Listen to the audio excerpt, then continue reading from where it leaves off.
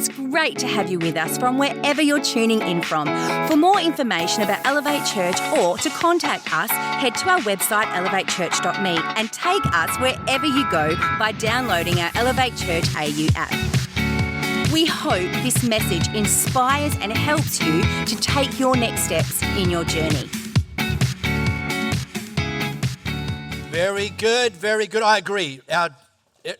All of our teams do an incredible job, by the way. Music team, absolutely. There's a whole bunch of our team that we never see because we call them ninjas, but they're just kind of doing their thing. And together, God's using us, the body, to build His church. Hey, listen, let me start with, let's just have an honest moment, shall we? Is anyone willing to admit that you may, on occasion, exhibit a little bit of road rage? Anybody? You need to put both hands up, young lady. Yeah, all right. Yeah, sure. Look, I understand it's perfectly reasonable, like zippering, there's rules to zippering. One car from this lane, followed by one car from this lane, followed by one car from your lane, followed by... As soon as some idiot decides to change and break the rules and go two cars zippering, no. Road rage mode activated. Perfectly understandable. Or what about this one?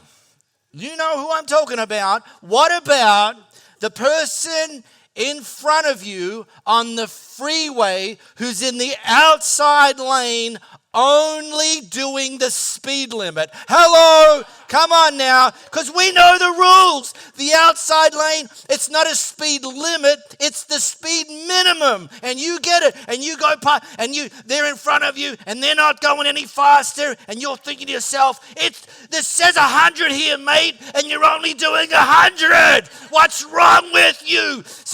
So Fast and Furious mode gets activated, and you pull into the middle lane, and you go past them, and you wave the universal sign of displeasure. That's, by the way, that's it with inverted commas. And you're like, don't you know it? Yeah. And then you pull in front of them, like, yeah, that'll teach you, mate. And they're like, what? I don't get it. My personal kryptonite is, and some of you will relate to this, is when I'm at a set of traffic lights and the traffic light is red.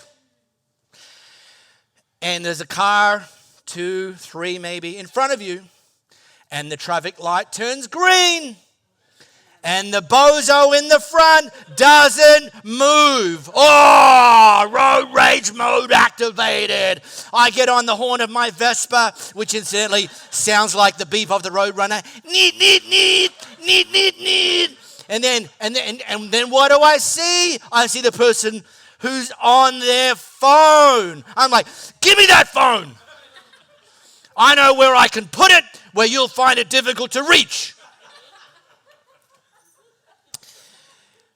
Now, I've got some good news for all of you who are guilty of occasional acts of road rage. This week, electric vehicle manufacturer XPeng, they launched a new feature in their product release this week. It's their contribution to solving the global road rage crisis. Yeah, here we go.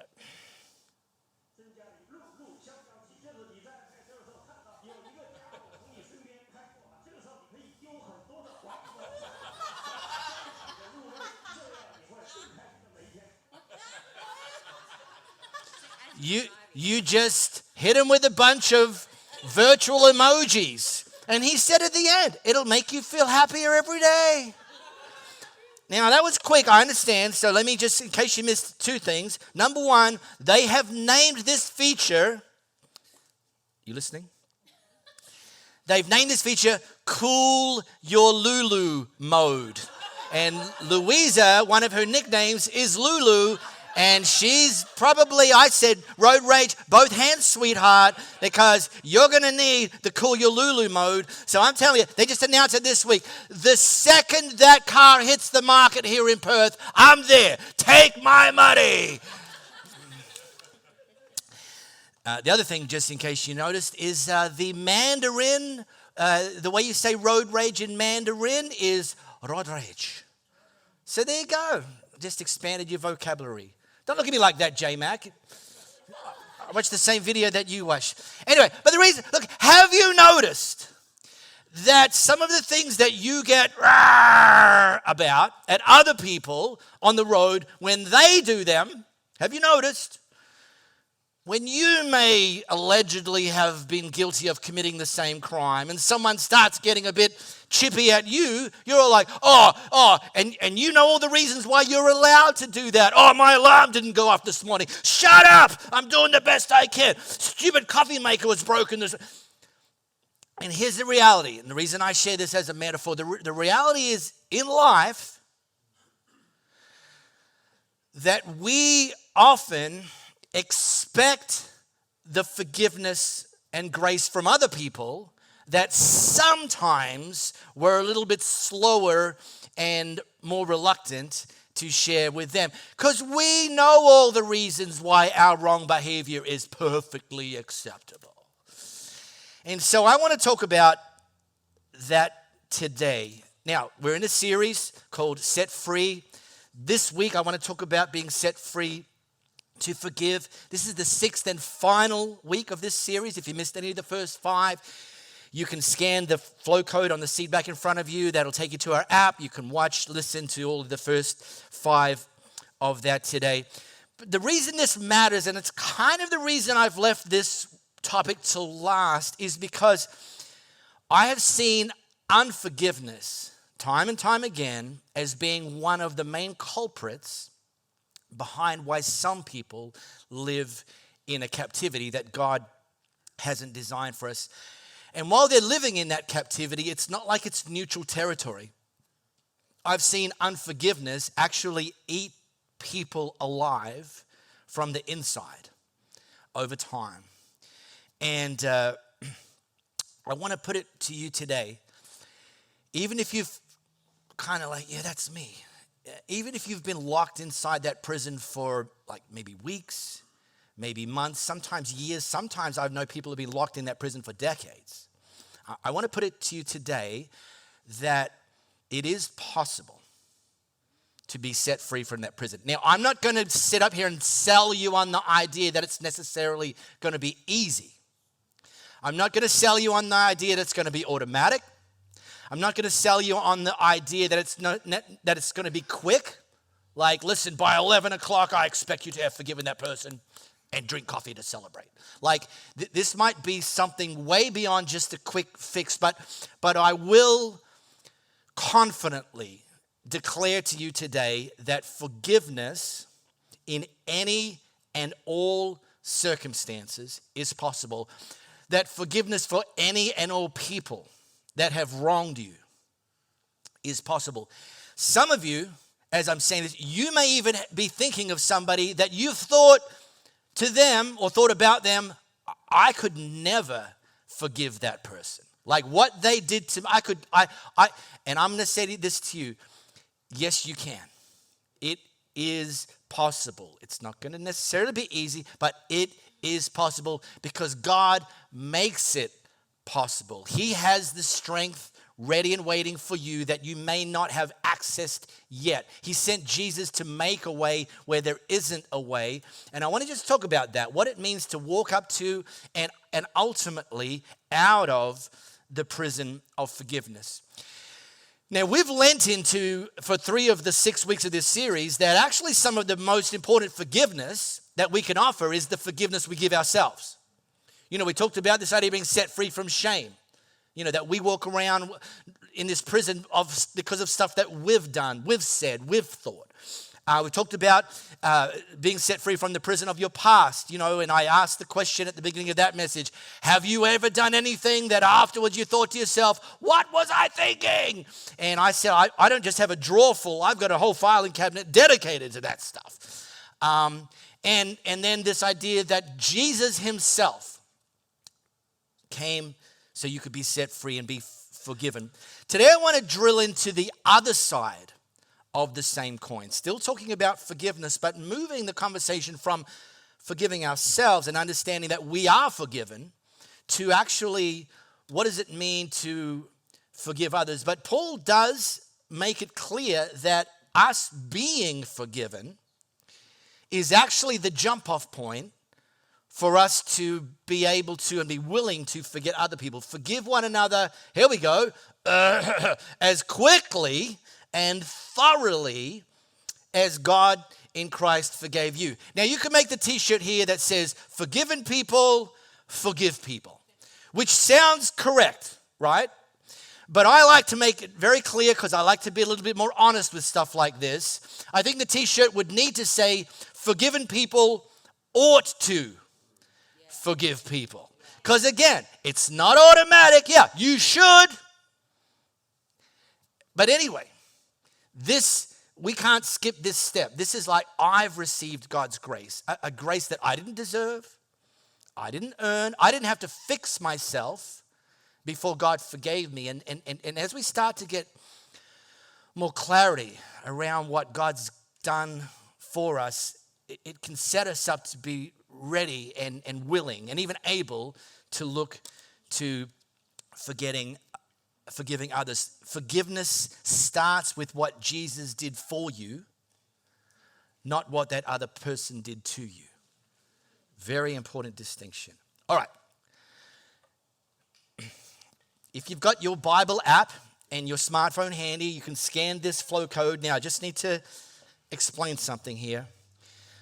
In our locker room, our team locker room this morning at 9:30, we nearly had a fight. It was like half of the team versus the other half of the team.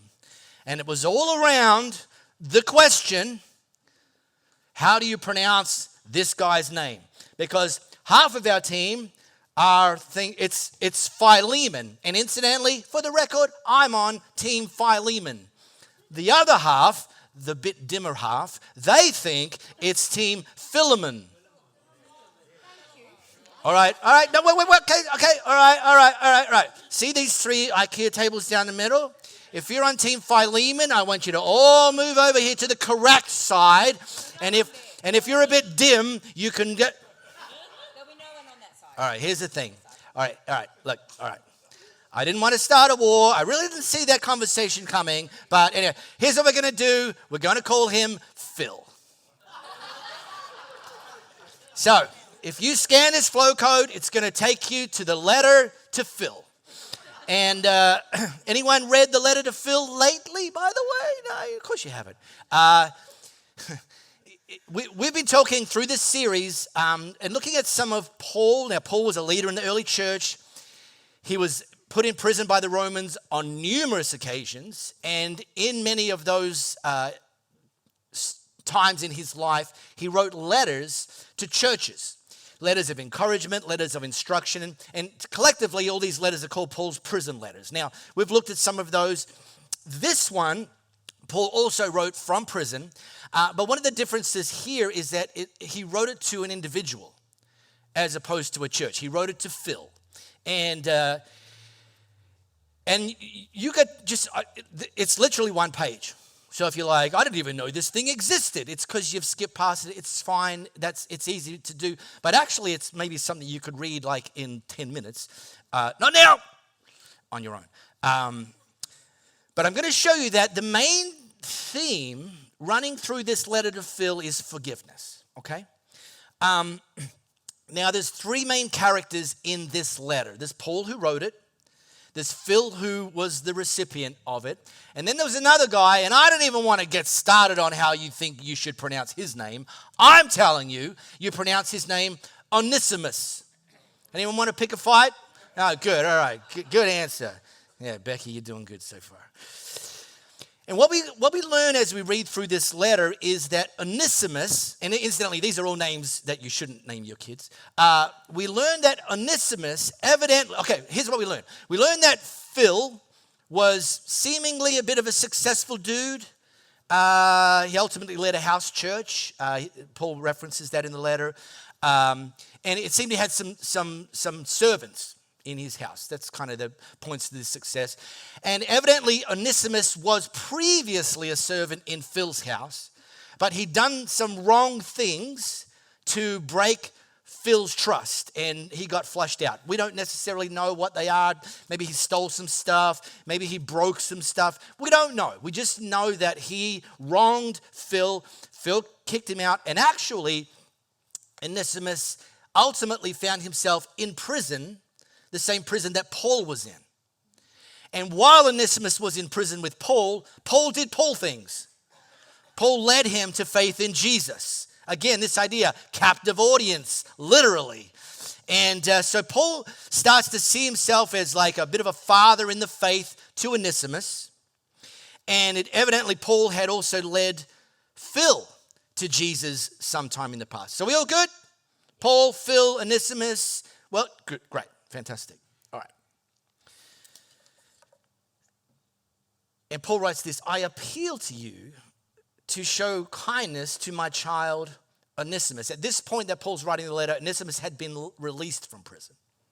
I became his father in the faith while here in prison. Onesimus, well, he hasn't been much of use to you in the past, but now he's very useful to both of us, and I'm sending him back to you, and with him comes my own heart. Now, I'm just going to click on something that's not actually the main theme today, but just check this. Onesimus hasn't been of much use to you in the past. This is not a compliment, people. This is not what you want being said of you. Oh, yeah. The name Onesimus means useful. So somebody had seen Onesimus's worth and potential, and at some point in his life, he hadn't lived up to it. At some point in his life, he was useless. He found faith in Jesus and ultimately was restored and recreated to be the very thing that he was actually declared as a child. Onesimus means useful. And I'm just saying that because it's easy to miss this. I'm just saying, if you've ever been overlooked, let down, felt like you haven't lived up to your potential, I want you to know, before we get back to talking about forgiveness, I want you to know that Jesus is in the restoration business. And he doesn't just restore back to like, oh, that's good enough. Don't look too closely behind the cupboard door there. No, he's like, I'm going to put you on full display, because I don't just restore back to the beginning. I restore back to better. I restore back to how I've seen you all your life. I've declared that since you were a child, and I've given you the opportunity. So guess what? Useless is now useful. All right. I can preach that another time. I don't know. I feel like it's a whole thing. But it does remind us that what may have defined your past doesn't have to define your future. And that goes for forgiveness as well. And while we don't know exactly what Onesimus had done to Phil to have betrayed his trust and got kicked out, just this idea that we're reading about somebody, Onesimus, who had let down Phil, you can kind of relate to that, I'm sure, because you've had people in your past let you down. You've had people disappoint you.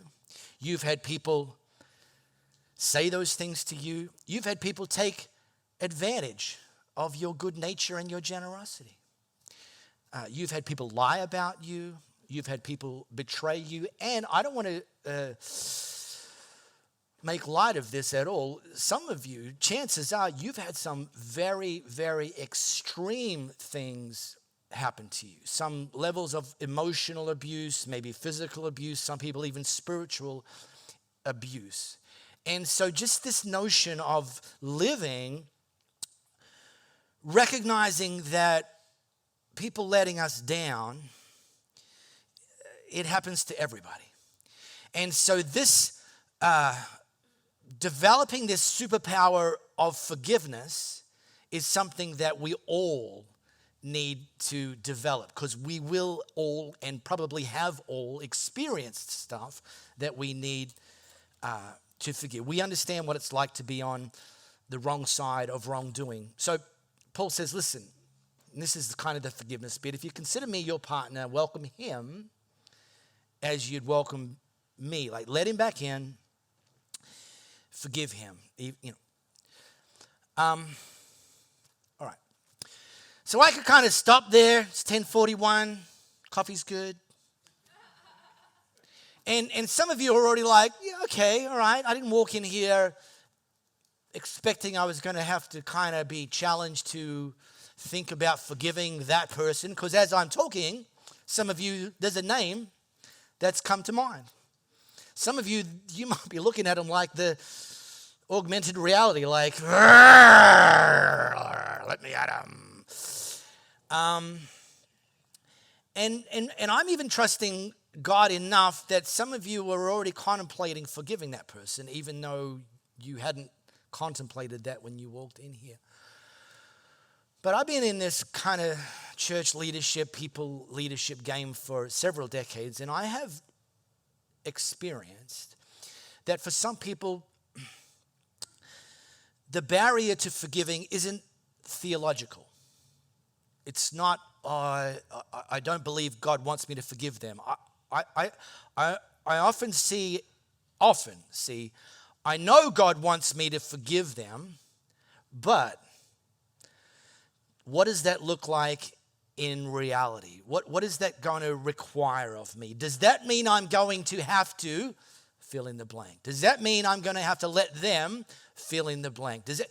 And sometimes it's just the unknowns, and maybe the misunderstandings and the misconceptions that I've seen time and again are the barriers. Not the lack of intent, but just the what ifs. So I just want to talk about the what ifs.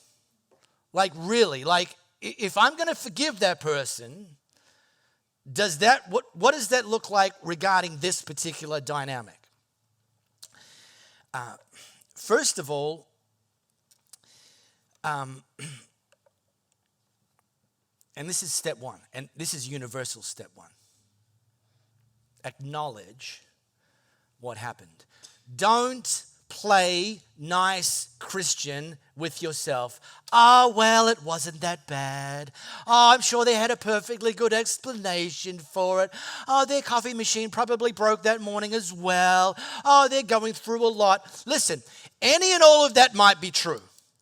But if what someone has done or said to you has caused you some damage, for you to just kind of pretend that's it's not a big deal is literally you gaslighting yourself. And it's very difficult to build a life on gaslighting, because gaslighting is now a fancy word for lying. When you are saying to yourself, it's not that bad, if you're hurt, guess what? It's that bad. So acknowledge what happened. Just say it. Now, you may have the luxury of being able to communicate it to the other person. Listen, I'm not sure you meant this, but the other week when you said this to me, I just found that, like, you might get that opportunity, but guess what? You might not. That person might be out of reach. That person might have blocked your number. You might not even want to actually get back in the same zip code as them. Do you understand? But at a minimum, give yourself the permission to acknowledge what happened and that it literally, actually hurt you. Okay? But don't stop there, because that's literally, some people don't get past that step. And every conversation's about what that person did to me and how much that hurt me. And every time I think of them, this is what I think of. And they don't move beyond that. The only thing they're doing is acknowledging just how much damage this person did. And you're like, oh, again? Oh, we're talking about them again. Haven't you moved on? No, I haven't moved on. All right. So start here, but don't stop here. All right. Now, here's one. Don't sit around waiting for an apology. Think of an apology as a bonus. Might be nice if it happens, but if it doesn't happen, that doesn't mean you can't forgive them. Because here's the dynamic. While you're sitting around in the prison of unforgiveness, waiting for them to apologize, literally what you're doing is you've handed them the keys to the gate. And they're on the outside. Some of them, they don't even know they did what's wrong. And you're like, you don't even know what you did to me. And they're like, yep, correct. Don't know, don't care. Too bad, too sad. Sorry, not sorry. And they've got the keys. Like, you've given them the keys. Like, until you apologize, right? Come on. Anyone ever thought that? Until they apologize, I'm not going to forgive them. Guess what? While you're sitting around waiting for an apology, they hold the keys to the prison that you're in. So think about that. Unforgiveness doesn't lock up the bad actors. Unforgiveness locks you up. And you can forgive them and let yourself out of prison even if they don't, and maybe never, apologize. Now, the close cousin of that is this one. Sorry.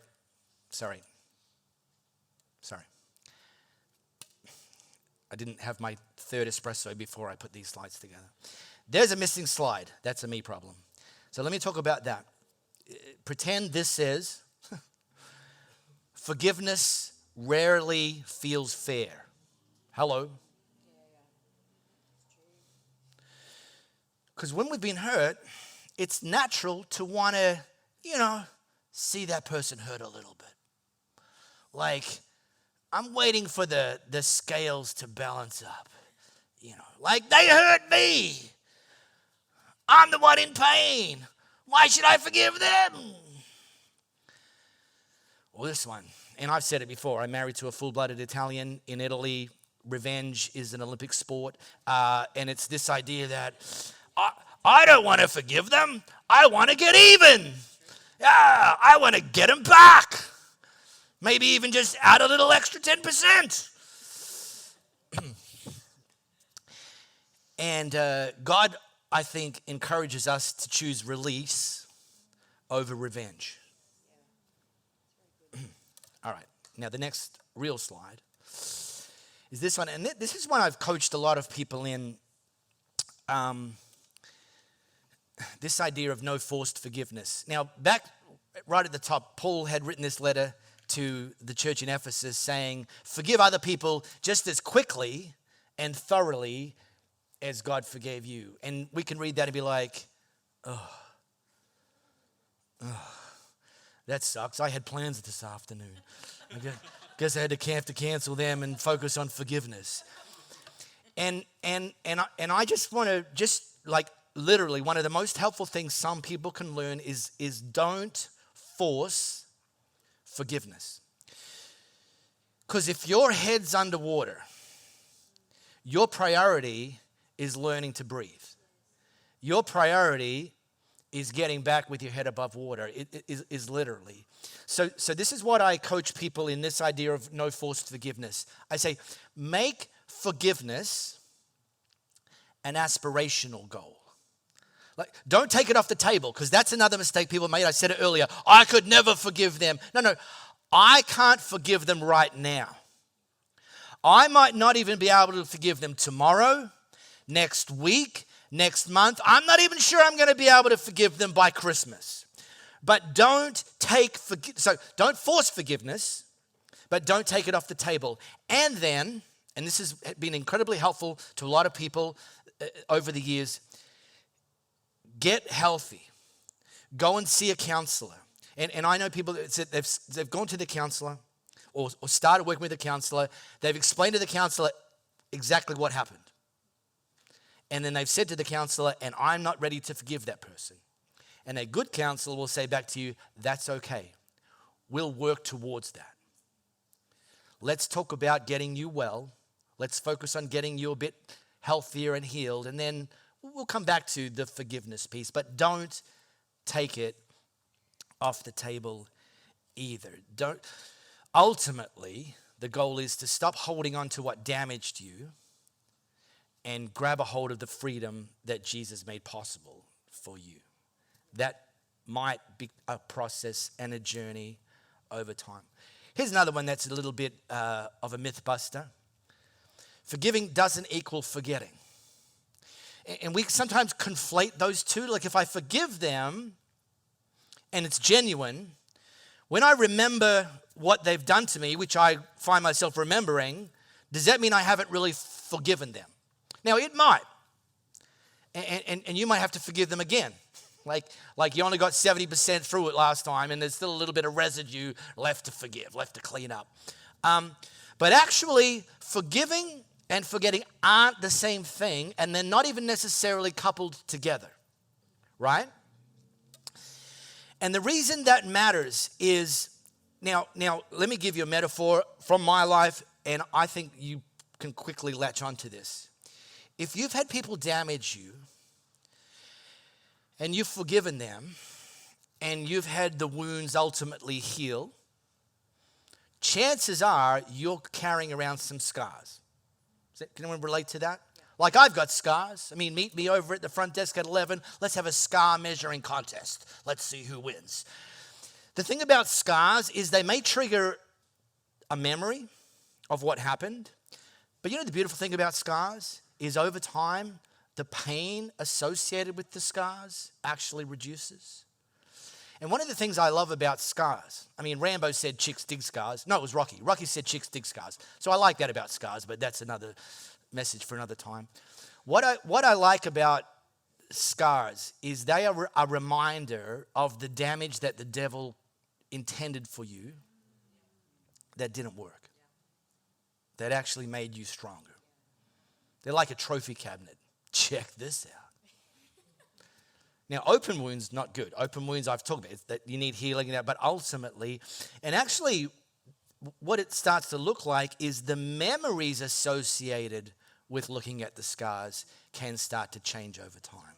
Like I'm more resilient because I worked through what happened to me. I'm stronger now because of what God made possible through that experience. I didn't vote for it. Not sure I'd like to relive it, but it didn't take me out, and it may have even ultimately made you stronger. And here's the last one. Forgiving doesn't mean reconciliation, because here's why this is a barrier for some people. It's this question, if I don't trust them, like they broke my trust, if I forgive them, do I have to let them back in? And the answer is, it depends. It depends. Like if they're your spouse, you might need to work together and, like make the back door and divorce the last option. But, even that sometimes people will tell you is not necessarily off the table. But here's the thing. Some of those people that betrayed your trust, like Onesimus with Phil, Paul says take him back. Okay, that's fine in that situation, but that might not be your best course of action, particularly if that person hasn't changed. Because if that person hasn't changed, it's not about judging them, it's about recognizing that they are just as likely to do that again as they were the first time around. So it would be unwise of me to actually let them all the way back in. In other words, forgiving is not the same as living without boundaries. Some people you need to push the boundaries further out. Some people you need to push that person all the way out. Like all the way out. Until I see some absolute definitive change, I'm sorry, lose my number. Because then you're setting yourself up. And I just want to say this, and this is advice I give people regularly. Initially, it sounds like a bit of a head scratcher, but let me explain it to you. Because look, I'm aware. This doesn't sound very Christian on the surface. Oh, you've forgiven them, but you say you don't trust them? That doesn't sound very Christian. But this is the clear distinction. I'm going to finish with this. This is the clear distinction. Jesus instructs us to love unconditionally. Be good?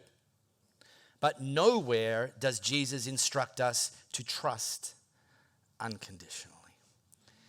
Understand the difference, and you might reconcile with them.